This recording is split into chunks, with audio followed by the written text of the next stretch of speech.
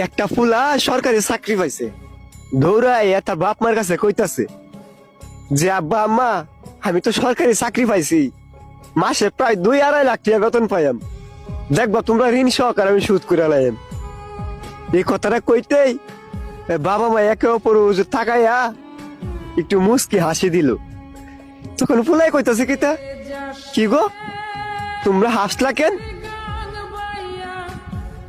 না বাবা এমনিতেই হাসি। আচ্ছা তুই যেহেতু আমাদের ঋণ সুদই করতে চাইতেছস, আজকে রাইটটা যদি তুই আমরা সাথে থাকতে পারোস তাহলে তোর ঋণ সুদ হয়ে যাইব।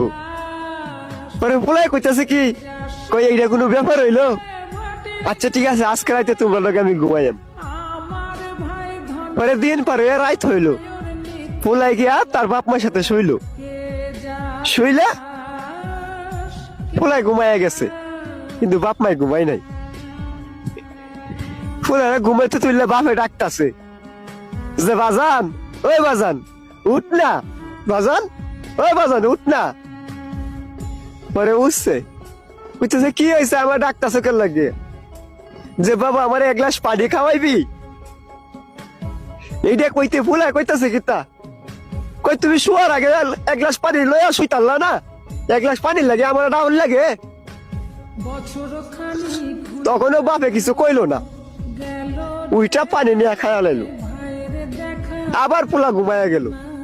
এর কিছুক্ষণ পরে দেয়া আবার ডাকতাছে ফুলারে, বাজান ওই বাজান উঠ না, আমি একটু টয়লেটে যাবো।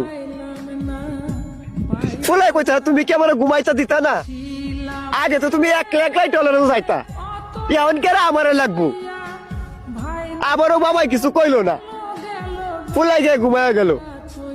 বাপে টয়লেট থেকে ঠিক চলে এলো।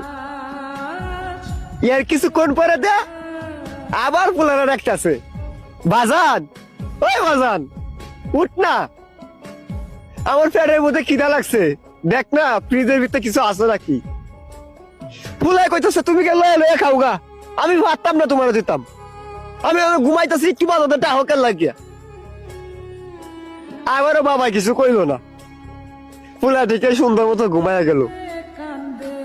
এর কিছুক্ষণ পরে দে মা 1 গ্লাস পানি ঢালে দিছে ফুলার শরীরে।